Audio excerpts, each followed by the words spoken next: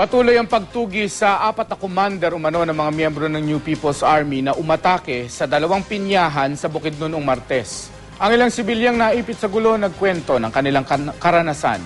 Makibalita tayo kay Christian Gonzalez ng GMA Northern Mindanao. Natatakot pa rin daw hanggang ngayon ang batang si Ana, di niya tunay na pangalan. Nasaksihan niya ang isa sa magkasunod na pag-atake ng New People's Army sa 2 plantasyon sa Bukidnon noong Martes. Isa si Ana sa sakay ng multicab na pinara ng mga rebelde bago ang pag-atake. Nga sila giing kung dili daw mi muna sa multicab kay pangpasilon daw mi. Pagkadungog ni mo Ana, unsa man imong nabati? Naglok na dayon ko.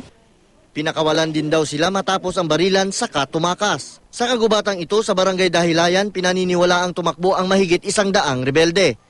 Ginalugad ng mga otoridad ang kagubatan hanggang sa matunton ang 6 na hinihinalang sangkot sa pag-atake. Agad silang inaresto. Ang 2 driver umano ng mga sinakyan ng mga rebelde, sinampahan na ng kasong murder at robbery.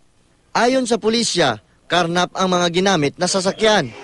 Tumangging magbigay ng pahayag ang mga naaresto. Positibo silang kinilala ng totoong may-ari ng mga sasakyan. Martes na sa kuan, mo na to dahil nga gipang hostage mida sa kuan, lobby sa hotel. Patuloy naman ang pagtugis sa 4 na commander umano ng mga rebelde.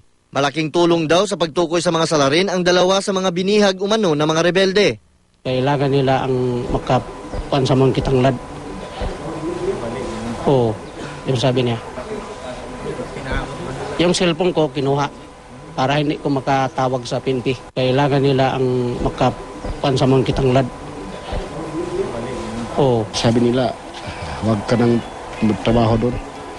Kaya magtrabaho ka doon, babalikan ka namin. Pinakawalan din ang 2 nang makatakas na ang mga umatake. Ang gwardiya ng isa sa mga plantasyon na kaisa-isang nasawi sa bakbakan, nakaburol na sa kanilang bahay. Bakit hindi sila magtatrabaho? Bakit kumukuha sila sa pera sa mga factory? Na hindi sila magumagawa. Pera lang ang hinahabol nila.